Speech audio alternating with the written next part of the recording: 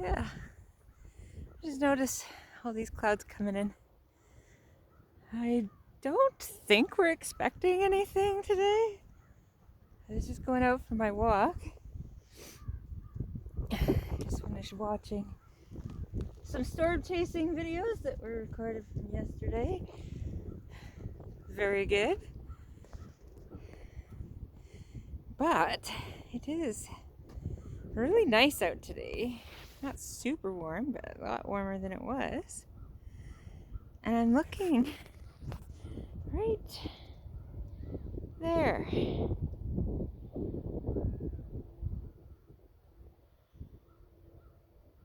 Uh-huh.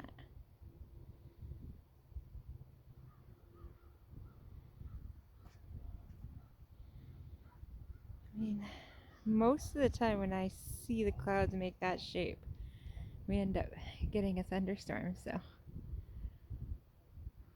you can see the fingers kind of coming down over here.